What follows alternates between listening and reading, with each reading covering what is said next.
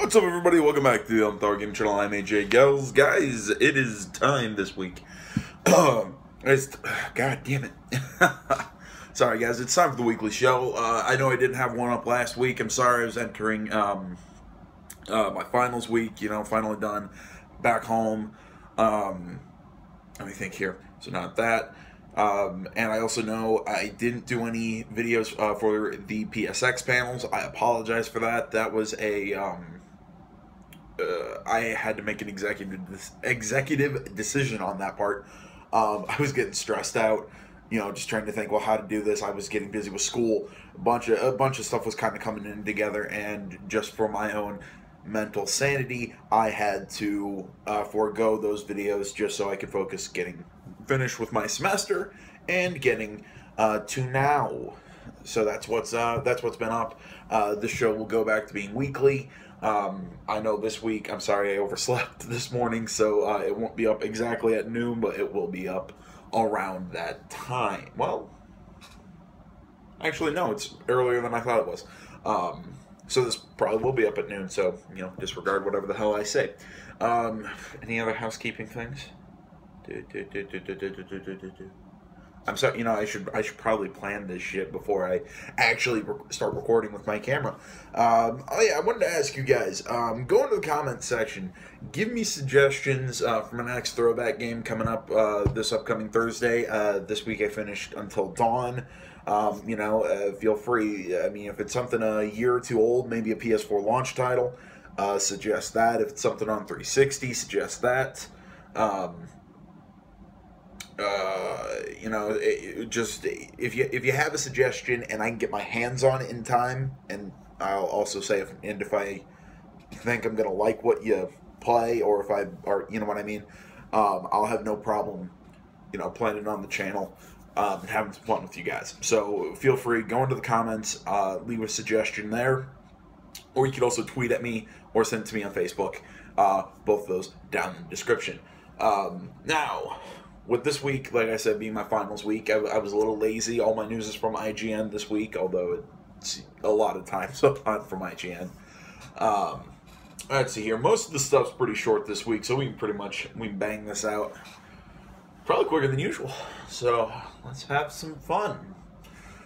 God, again, I need a transition here. Either way, first article: Nintendo Switch Preview Tour has fuck it up early. First article, the Nintendo Switch Preview Tour announced. That is the title. Article by Alex Osborne, like I said, of IGN. The article reads, ahead of Nintendo Switch's launch this coming March, Nintendo will tour across North America to provide the public with an opportunity to go hands-on with the console. The preview tour will begin on January 13th in New York and conclude on March 5th in Los Angeles. Attendees will have the opportunity to play a number of select launch titles in an array of different settings, showcasing the variety of ways one can play Nintendo Switch. Check out the schedule below to see each of the participating and corresponding tour dates. Now remember, I will be putting the links to all of these articles down in the description along with the time codes, so you can go check these dates yourself. But the dates of the tour are New York, January 13th to the 15th. Toronto, January 27th to the 29th. Washington, D.C., February 10th to the 12th. Chicago, February 17th to the 19th, San Francisco, February 24th to the 26th, and Los Angeles, March 3rd to March 5th. Well, the first 2 days at each city will be limited to those with an invite. The third day will be open, free to the public. That said, space will be limited, with entry being granted on a first-come, first-served basis. Nintendo will also showcase its upcoming console from January 27th to 29th at PAX South in San Antonio, as well as March 16th to March 18th at PAX East in Boston. Let's see here. Before then, Nintendo will share more information about Switch during a live broadcast presentation on January 12th, which will be followed by a private hands-on event the next day. So there we go. That's kind of a plan on probably when we're going to see more Nintendo Switch news. Let me see here. And like it said, that the first two, you know, it's going to be in each location 3 days each. You know, the first two are by invite. The last day is always you know, a personal, you know, it's just show up and you might get in. Seeing that that the one on the 19th is close to me and it's on a Sunday, I might actually try and go. That might be fun. Do a little, you know, hands-on reporting with you guys. I'm sorry my voice sounds weird. It's, you know, it's getting dry. It's December. My voice is getting a little scratchy. All right, let's see here. This next article, report Sony considering merging film and gaming divisions. This is a staff report from IGN. Let's see here.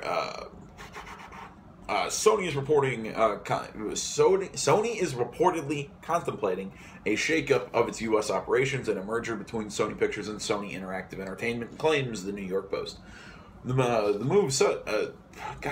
move, should such a merger proceed, would see Sony Interactive Entertainment boss Andrew House acquire, and I quote, oversight over, but likely not daily control of the studio, sources have allegedly told the Post. For its part, Sony has admittedly dismissed the report. This is nothing but baseless rumor and speculation, a Sony spokesperson told the Post. There are no plans for Andrew House to oversee Sony Pictures. Sony Interactive Entertainment recently announced the PS4 has now surpassed 50 million units sold as of December 6th. The company also confirmed it had the best Black Friday week in the history of PlayStation. Not much to say here other than I think I really don't, because I don't know exactly how well Sony Pictures is doing, and I'm not sure. It's just I don't see what a merger between those would do unless it's better oversight with Andrew House, because I know Andrew House does a good job with PlayStation. So I don't really have an opinion on this as much as we'll have to wait and see if it actually happens, and if Sony Pictures, I don't know, operations are more concise or other business talk. All right. Let's see here. Valkyria Chronicles follow-up Valkyria Revolution gets Western release date. Article by Seth G. Macy of IGN. Japan's Valkyria Azure Revolution, or it's Azure, as here, it's a color, is dropping Azure from its title and coming to the West. With the game, while the game loses a word from its title, it gains an extra platform on its trip west. Sega announced Valkyria Revolution is coming to Xbox One in addition to PlayStation 4 and PS Vita. The newly named Valkyria Revolution is a follow-up to Valkyria Chronicles, the alternate reality World War II tactical RPG. Sega calls it a, and I quote, whole new entry in the Valkyria Chronicles with new characters, a new world, and new gameplay mechanics. While the Valkyria Chronicles uses tactical turn-based combat, Valkyria Revolutions uses what Sega calls a new hybrid of real-time combat and tactical strategy. Son of a bitch!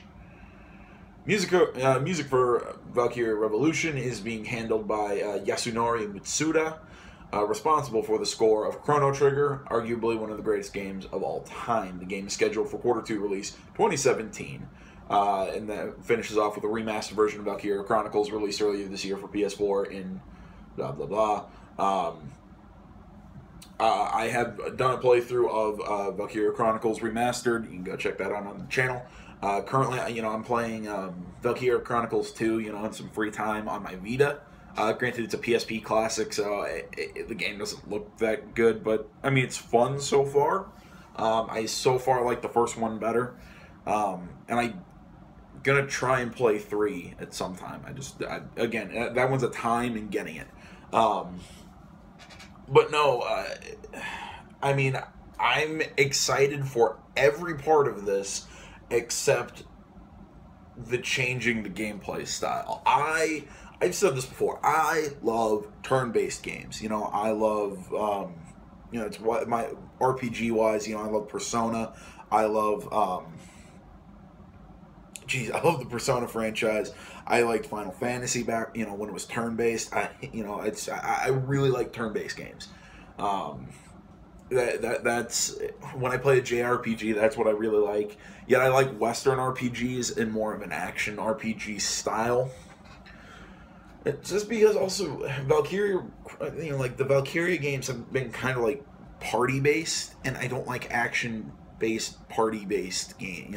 It's just that, and I know it says hybrid of real time combat and tactical strategy. It's just that just it doesn't feel right. I like Valkyria Chronicles kind of. It's kind of like XCOM, and a game that I've talked about a few times that nobody other than me apparently likes, called Operation Darkness. Is that what it? I actually might have just used the wrong name. But yeah, it's Operation Darkness, something like that. Really good, like actual World War II. It's like a grid-based, war game. With just like individual. Yeah, it's a weird game. It's an Operation Darkness set in World War II. It's got zombies and vampires, and it's werewolves. And it's a really nutty game. It's really fun. Again, it's kind of that grid-based movement system. It's just not that good at doing it. That was kind of the cool thing about Valkyria Chronicles is how they did that, but without like the grid setting. A really fun game. I just don't like this idea. Again, I think part of what made it really fun was not only the art style and the music and the storytelling, but I honestly think it's just the gameplay was so damn solid. But like I said, I'll have to play it and make my decision, but I'm not terribly happy from that hybrid of real-time combat and tactical strategy. Maybe I'll change that opinion when I actually see the game. But at the moment, I do not like that. I'm looking at a screenshot of the art, and it looks good. I'll say that, but it looks a little bit more traditional JRPG now. It kind of looks like the same art style that Persona has. Persona when it's not using the anime style. Yeah, it looks really good. It's not that kind of had that hand-drawn aesthetic that Valkyria Chronicles had. I don't know. It's just, I don't know. I'll have to wait till I actually see the game more to fully make a comment, but I don't know. I have reservations here. Alright, next one. Last Odyssey, free to celebrate 300 backwards compatible Xbox games by Seth G. Macy. Microsoft is celebrating its 300th game available as part of the Xbox One backwards compatibility program by letting players download a free game. Lost Odyssey, one of the few JRPGs for Xbox 360, can be added to Xbox Live subscribers' libraries for free before December 31st, 2016. Additionally, Blue Dragon, another JRPG for 360, is now available for download in the Xbox Store as part of the backwards compatibility program, but it's not offered free of charge. This morning, Xbox head Phil Spencer said almost half of all Xbox owners take advantage of the Xbox 360 backwards compatible feature introduced by the system. Major Nelson said when both programs were originally added to the backwards compatibility program, playing them required the original disc. Nelson said Microsoft was able to engineer a solution allowing the games to be made available digitally in the Xbox 360 marketplace. Both games are the work of Final Fantasy creator Hironobu Sakaguchi. There we go. Sakaguchi's Mistwalker Studios. And are unmistakably JRPGs, something of a rare sight on Microsoft's last-gen list. In our Last Odyssey review, they gave Last Odyssey an 8.2 and Blue Dragon a 7.9. In Blue Dragon, they said, citing that the story and pace might turn off Western gamers. While Last Odyssey is free, Blue Dragon is priced at $20. Now, actually owning both of these games, although as with most JRPGs, I've never completed both of these games, I can tell you they are both fun, they are both worth it. I will say, and I'm sure a lot of Final Fantasy purists are going to hate me for saying this, Lost Odyssey is more in the style of Final Fantasy. It's its own world. It's really you kind of just have to go along with everything. You know, it's kind of, you just have to pick stuff up here and there and just kind of go with it. It's kind of how I get through Final Fantasy games. It's because I don't play every Final Fantasy game. You know, it's like I don't know all the lore or whatever behind it. And, you know, it's like trying to play Final Fantasy 15 without watching the anime or the movie. It's a lot of it's really confusing and you just got to go with it. But again, Lost Odyssey, though, again, another great turn-based party-style RPG. Well worth it if it's free. I highly suggest that you go and pick up that copy if you don't already own it like I do. And then Blue Dragon, again, purists of Dragon Quest are going to hate me for this one, but I'd say Blue Dragon's more in that kind of Dragon Quest vein. Maybe not in gameplay, but I'd say in look and style. Pacing-wise, it is really weird compared to more Western RPGs, you know, but it is a fun game. It's kind of weird, but it's also fun, and I don't know, it's another game that's really hard to really kind of pin down and explain without actually playing it. And I'd say for $20, I'd say buy it. It's worth it. But again, you know, take every recommendation I give with a grain of salt. I have weird tastes. I don't know. My tastes don't always match up mainstream. Alright.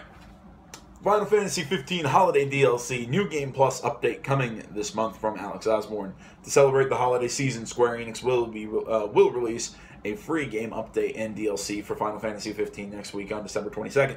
The free update, which will be available to everyone, adds a New Game Plus option, allowing those who have already finished the main story to replay the game with all of their data carried over. In addition, a new photo frame feature is being added, allowing players to select from an array of different frames that can be used to display photos taken by Prompto during their journey.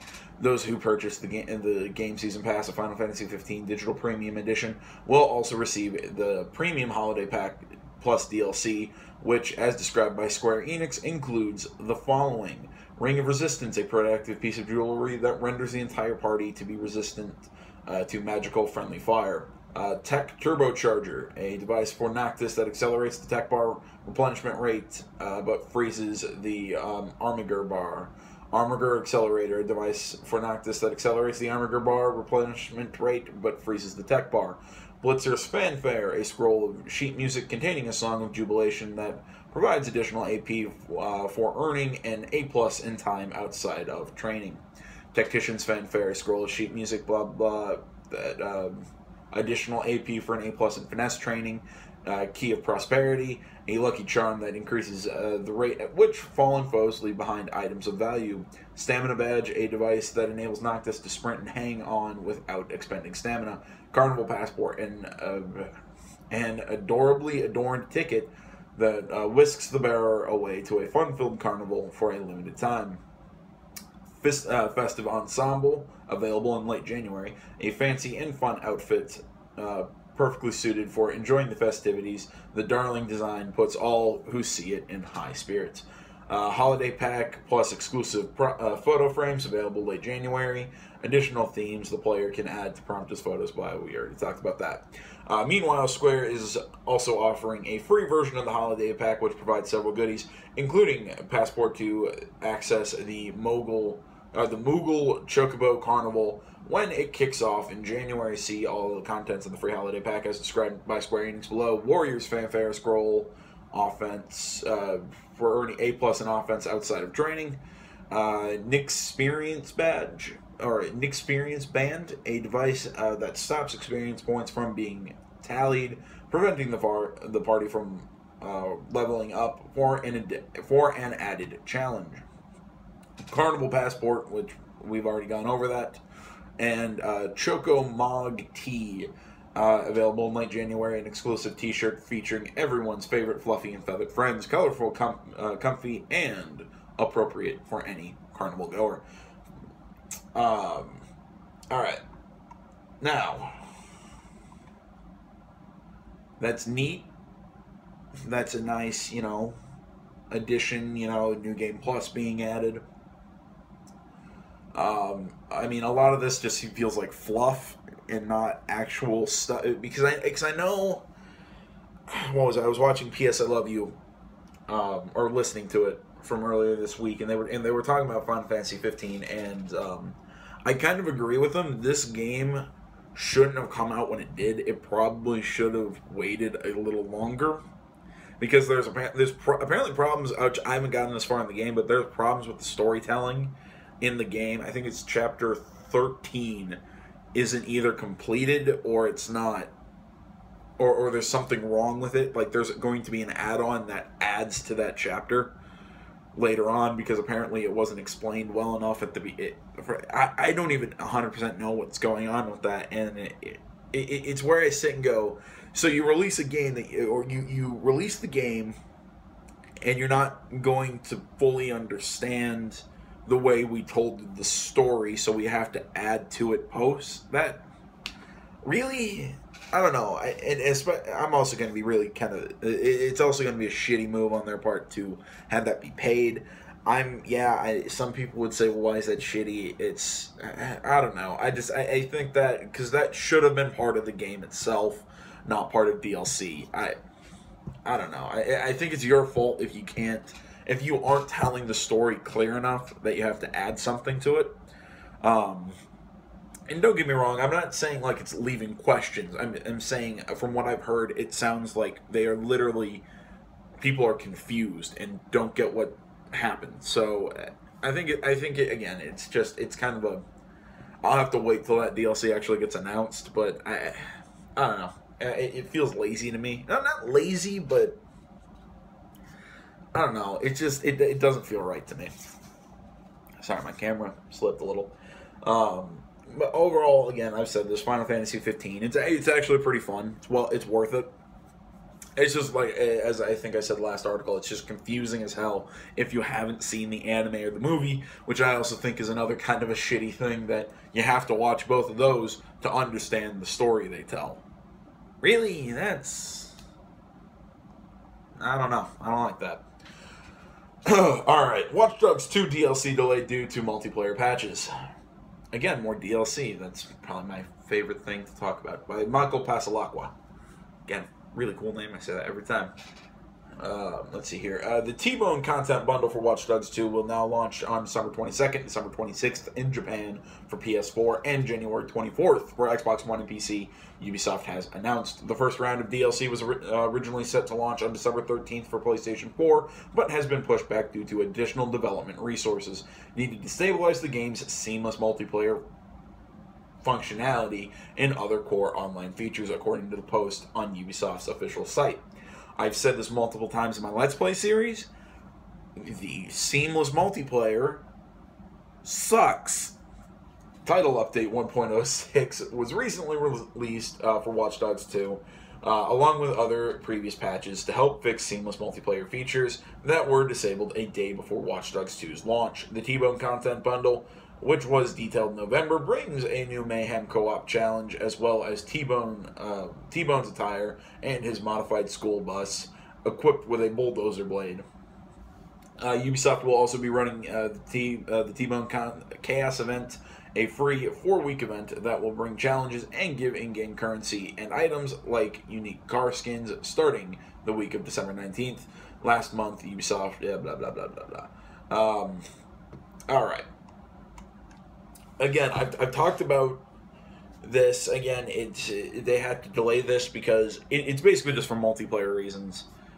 And again, I've said this. The game didn't need multiplayer. I think it's the I keep tapping my thing. My screen, my camera falls. I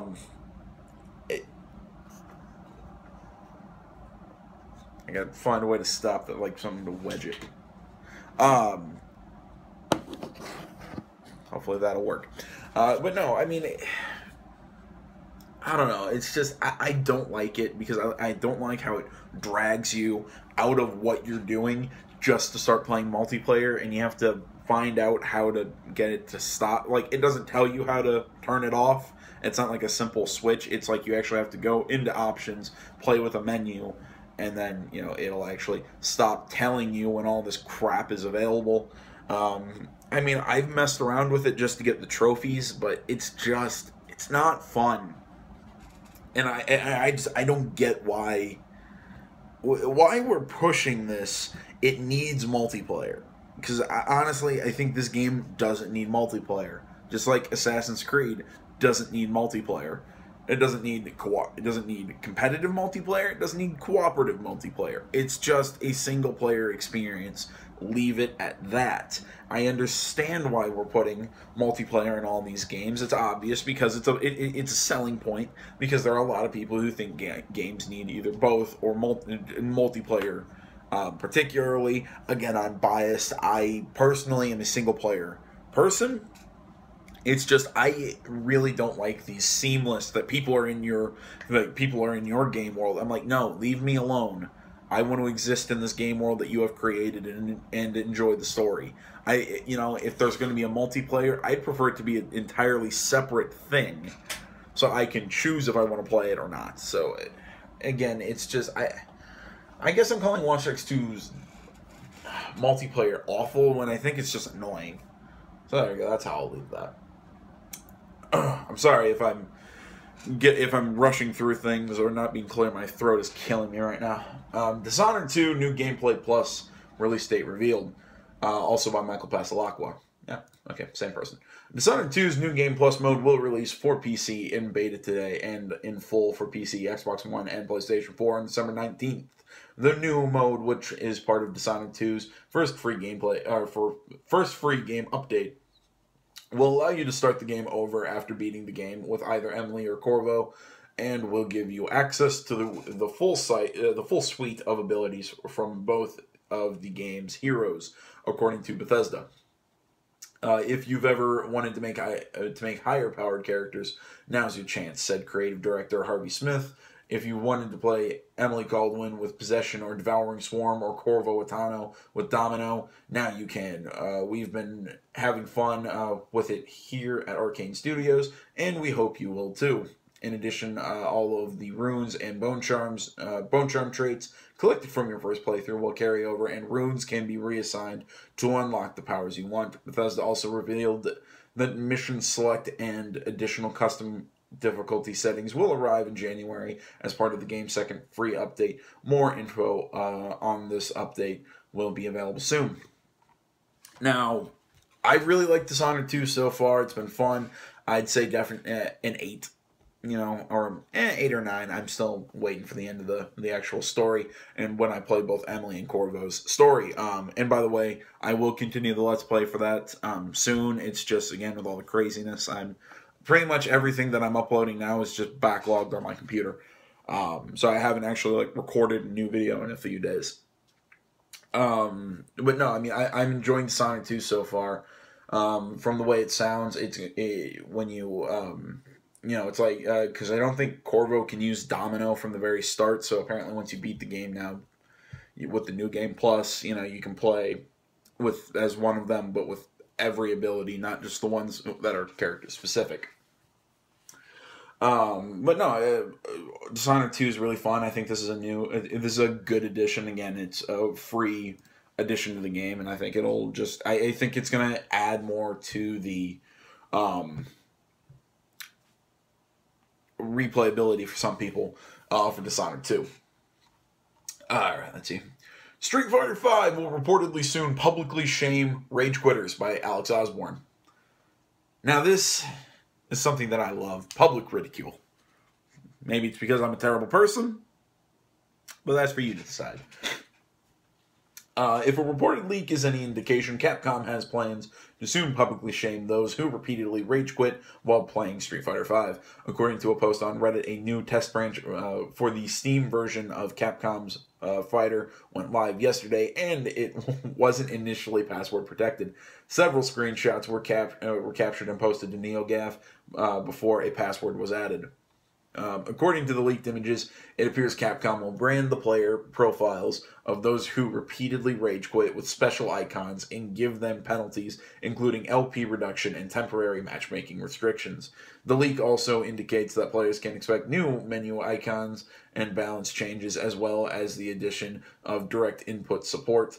And the ability to select different music for the game's various modes versus training, ranked match, and casual match. For more on Street Fighter V, get an early look at Akuma ahead of the character's arrival on December 20th. There's a little gameplay trailer. So, like I said, I liked that putting that skull. Ah, man, I'm sorry. Next to their name, that's really funny to me. It's just because I don't know. I got a mean sense of humor. To me, it's always funny when other people so it's like when somebody trips and falls. Yeah, I'll chuckle. I'm terrible. Let it be. Call of Duty bests Battlefield for November's top sales spot. Article by Seth G. Macy. According to the NPD group, Call of Duty Infinite Warfare was the top-selling game for November 2016.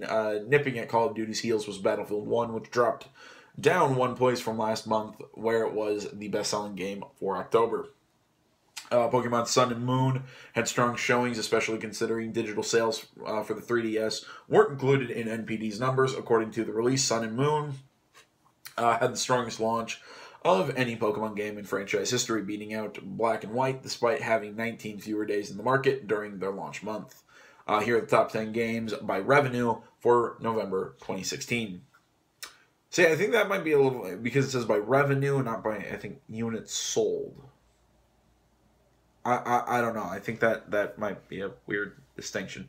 The list from 10th to 1st reads FIFA 17, Elder Scrolls V Skyrim, Watch Dogs 2, Madden NFL 17, NBA 2K 17, Titanfall 2, Pokemon Moon, Pokemon Sun, Battlefield, and Call of Duty Infinite Warfare. Now, I disagree with people. I think Infinite Warfare was actually fun in the single-player sense. The multiplayer, it's kind of the same old, if you ask me. But I don't know. I enjoyed it. I liked Battlefield 1 better, but again, Call of Duty Infinite Warfare was also, the last one to come out. It's more, more new, so I guess I can see why it beat Battlefield in terms of sales. I've heard great things of Sun and Moon. Titanfall 2, I think, is getting way more attention than it deserves, because I don't think the game was that good. NBA 2K 17, haven't played it. Madden NFL 17, it's good. It's a Madden game. Watch Dogs 2, again, good. Elder Scrolls V Skyrim, haven't played the new one on the consoles, but again, good game. And FIFA 17, also good game. The NPD group blamed the 19% year-on-year decline in spending on games on last year's strong November showing, during which games like Black Ops 3, Fallout 4, and Star Wars Battlefront released as full-price console new releases. Hardware sales also saw a decline over the same period last year. Overall spending was down 35%, with growth in portable hardware sales offset by a drop in console spending, particularly on the PS4 and Xbox One. After 4 straight months at the top of console sales, the Xbox One was unseated. Sony's PlayStation 4 was November's best-selling console, and lifetime sales of the PlayStation 4 have now exceeded 50 million. November's best-selling console SKU was the 500GB Uncharted 4 PS4 bundle, which accounted for 30% of all hardware units sold. Now, getting into some of that bottom stuff, the 19% year decline in spending in games, we can see that with just all the great stuff that's come out this year. Not everybody buys every game that comes out. Again, same with consoles. It's just where the consoles are dropped, it's just, I don't know. I mean, that's stuff that I'm not sure if they're putting that into that report for fear or like the fear that things are dropping, but I don't think that's any comment on the industry. I think it's just how everything goes sometimes. Alright, final article. Evolve Dev announces fantasy FPS for free-to-play publisher by Matt Porter. Turtle Rock Studios has announced it is developing a fantasy first-person shooter with publishing partner Perfect World Entertainment. And I quote, "We are developing a new franchise set in an all-new universe that leverages the style of gameplay our community loves and expects from Turtle Rock Studios," said Phil Robb, co-founder of Turtle Rock, to GameIndustry.biz. Steve Goldstein, president of the company, says, "We are definitely going back to our moment-to-moment gameplay roots with a huge focus on co-op FPS. Turtle Rock's Left 4 Dead was a hugely popular game for the studio. However, Goldstein says it is not a zombie game or anything post-apocalyptic. What we can say right now is that there's a strong dark fantasy element to it." Reminds me of I think it was a first-person shooter. Again, kind of like this called Shadowrun. I'm not sure if anybody remembers it, but that's what this so far reminds me of. The just announced game from Turtle Rock will be built on the Unreal Engine, but won't be ready until at least 2018. The company is also currently working on Other Worlds and Face Your Fears, 2 VR titles, and Gear VR. It seems likely, but has not been confirmed, that Turtle Rock's new game will use a free-to-play model of some description. Publisher Perfect World Entertainment is involved in games like Star Trek Online and Blacklight Retribution, and is well versed in the free-to-play market. Turtle Rock's most recent game, Evolve, went free-to-play earlier this year, but then the studio ended support for the game in late October. "We can't overstate how helpful free-to-play is to us as developers," said Goldstein. He believes being able to react to players' behaviors instantly is very important, and says he expects to be releasing regular updates to the new game when it launches. Not much to say here other than I don't know. I didn't play Evolve. I actually didn't know Turtle Rock was behind Left 4 Dead, but I liked them, but wasn't a huge fan of that franchise, so I really don't have much to say on that one. And really, all I can say now, guys, is that's all for this week. Please come back next week. I'll have more news for you, more gaming commentary, but also in the interim, I will have Let's Plays up. Like I said, go to the comments, tweet at me, Facebook, all that stuff. If you have a suggestion for the throwback game this upcoming Thursday. And other than that, guys, thanks so much for watching. As always, Facebook, Twitter, and the website down in the description below. And remember to like, comment, if you're not already, please subscribe to the channel. And until then, guys, I'm AJ Gales. This is the Untitled Gaming Channel. Thank you for watching. I'm out.